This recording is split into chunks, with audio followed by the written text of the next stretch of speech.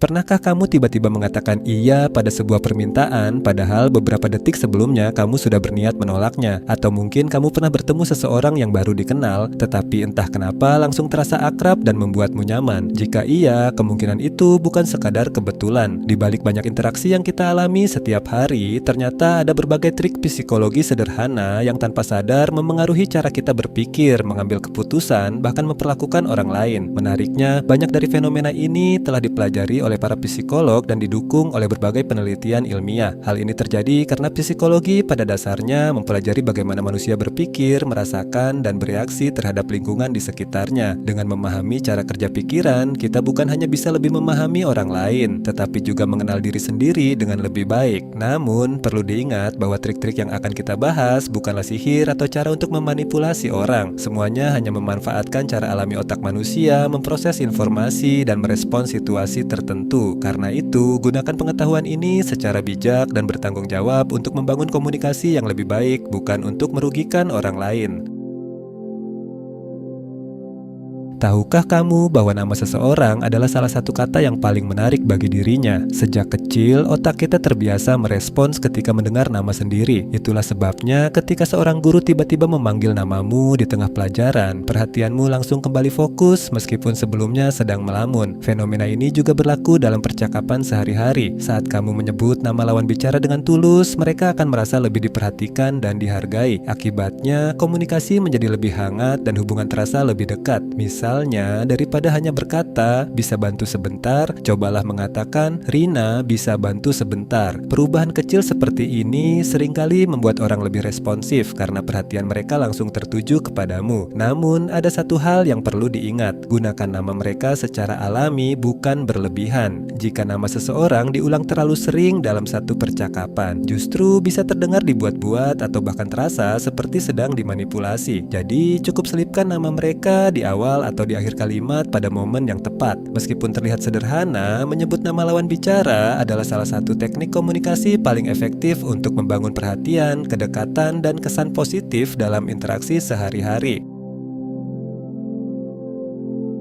Pernahkah kamu melihat seseorang secara spontan menerima barang yang disodorkan kepadanya, padahal mereka bahkan tidak sadar sedang melakukannya? Ternyata, ini adalah salah satu respons otomatis otak manusia. Ketika seseorang sedang benar-benar fokus pada percakapan, sebagian besar perhatian mereka digunakan untuk memproses apa yang sedang dibicarakan. Akibatnya, tindakan sederhana seperti menerima benda yang disodorkan sering dilakukan tanpa banyak berpikir. Otak menganggapnya sebagai respons yang wajar agar percakapan tetap mengalir. Misalnya, saat kamu sedang berbicara dengan teman, coba sodorkan botol minum, buku, atau tas kecil. Dalam banyak situasi, mereka akan langsung menerimanya secara refleks, lalu baru menyadari beberapa detik kemudian bahwa mereka sedang memegang barang tersebut. Namun, penting untuk dipahami bahwa trik ini bukanlah sesuatu yang selalu berhasil. Jika lawan bicara sedang waspada, sibuk melakukan aktivitas lain, atau benda yang diberikan terasa tidak biasa, mereka kemungkinan akan berpikir terlebih dahulu sebelum menerimanya. Meski begitu, fenomena ini menunjukkan betapa banyak keputusan kecil yang kita lakukan setiap hari sebenarnya terjadi secara otomatis tanpa disadari. Otak kita sering memilih respons tercepat agar dapat tetap fokus pada hal yang dianggap lebih penting, yaitu percakapan yang sedang berlangsung.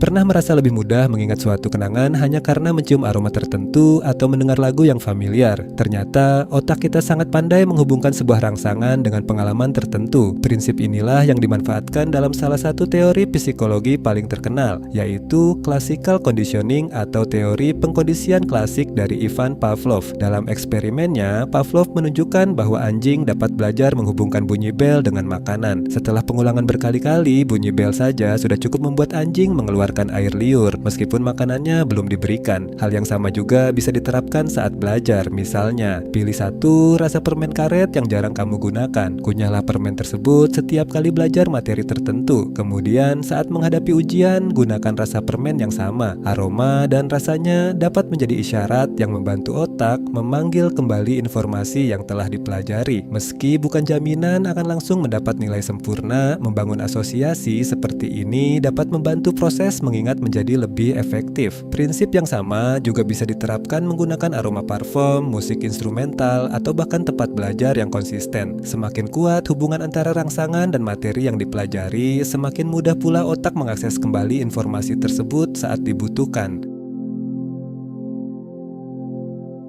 Pernah bertanya-tanya mengapa sebagian orang tampaknya begitu mudah mengubah kebiasaan mereka, sementara yang lain terus mengulang pola yang sama? Salah satu jawabannya mungkin terletak pada cara mereka memandang diri sendiri. Dalam psikologi, ada konsep yang disebut cognitive dissonance, yaitu kondisi ketika tindakan kita tidak selaras dengan keyakinan atau identitas yang kita miliki. Ketidaksesuaian ini menciptakan rasa tidak nyaman dan secara alami otak akan berusaha menghilangkannya. Nah, kamu bisa memanfaatkan mekanisme ini untuk membentuk kebiasaan yang lebih baik. Daripada terus berkata, "Aku sedang mencoba hidup sehat," cobalah mengubah cara berpikirmu menjadi, "Aku adalah orang yang peduli pada kesehatan." Perubahan kecil dalam identitas ini membuat otak terdorong untuk bertindak sesuai dengan citra diri yang baru. Misalnya, jika ingin berhenti boros, jangan hanya fokus menahan diri saat berbelanja. Mulailah melihat dirimu sebagai seseorang yang bijak mengelola uang. Atau jika ingin lebih produktif, tanamkan keyakinan bahwa kamu adalah tipe orang yang menyelesaikan pekerjaan tepat waktu. Semakin sering identitas itu diperkuat melalui tindakan kecil setiap hari, semakin besar peluang kebiasaan tersebut menjadi bagian dari dirimu. Tentu saja, sekadar membayangkan diri sebagai orang yang sukses tidak akan mengubah hidup secara instan. Namun, ketika pola pikir baru diikuti dengan tindakan yang konsisten, perlahan-lahan perilakumu akan mulai selaras dengan identitas yang kamu bangun. Pada akhirnya, perubahan besar seringkali dimulai dari cara kita mendefinisikan diri sendiri.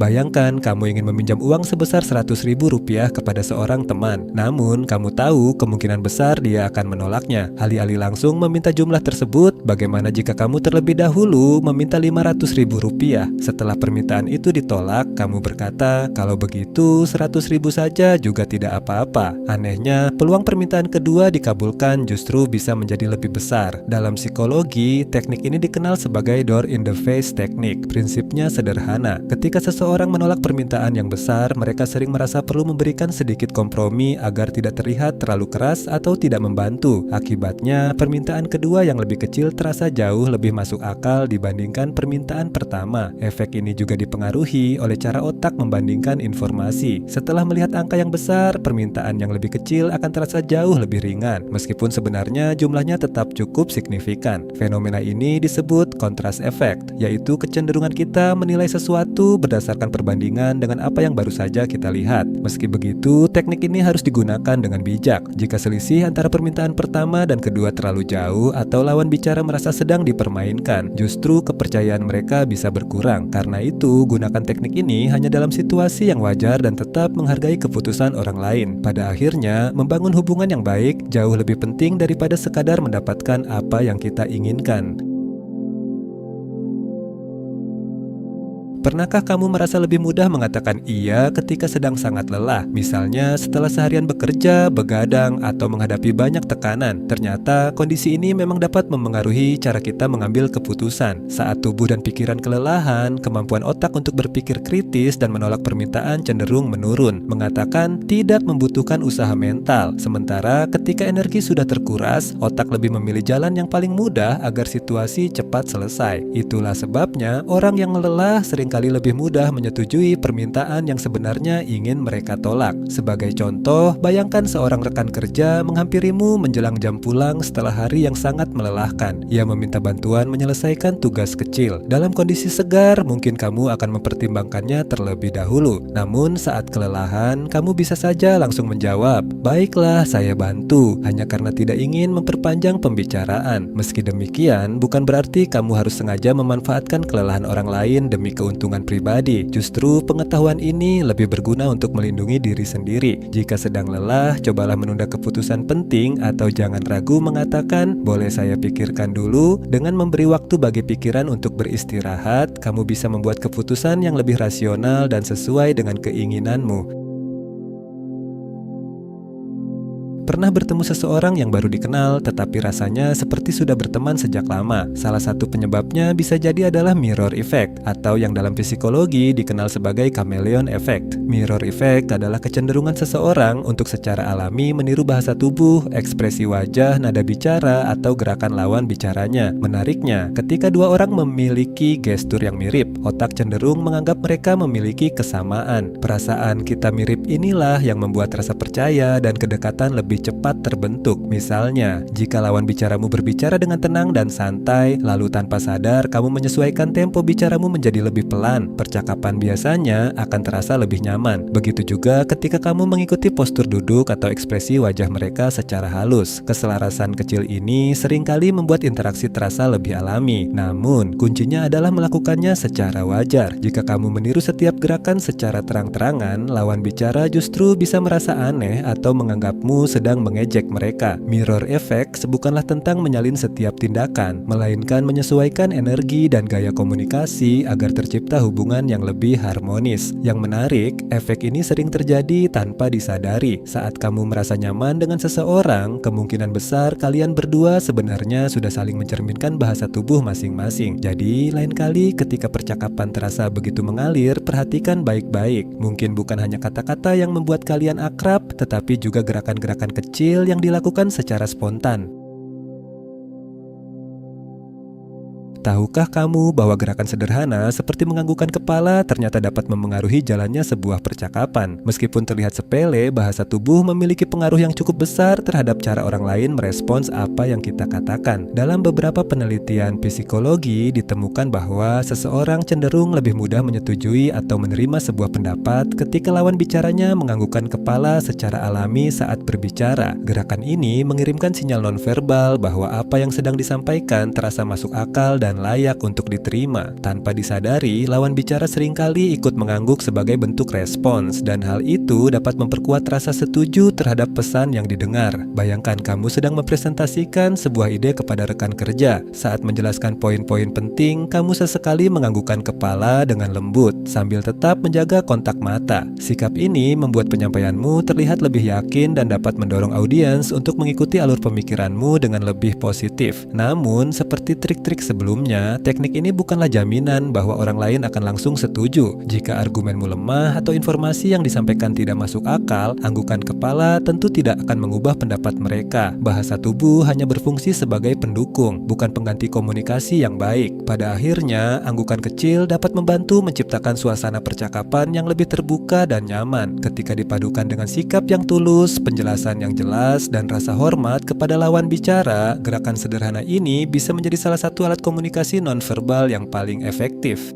Dari 8 trik yang sudah kita bahas, satu hal menjadi sangat jelas. Banyak keputusan yang kita buat setiap hari ternyata tidak sepenuhnya didasarkan pada logika, tetapi juga dipengaruhi oleh cara kerja alami otak. Hal-hal sederhana seperti mendengar nama sendiri, melihat bahasa tubuh orang lain, atau bahkan kondisi tubuh yang sedang lelah dapat memengaruhi cara kita berpikir dan mengambil keputusan. Namun, penting untuk diingat bahwa tidak ada satupun trik psikologi yang bekerja 100% pada setiap orang atau dalam setiap situasi.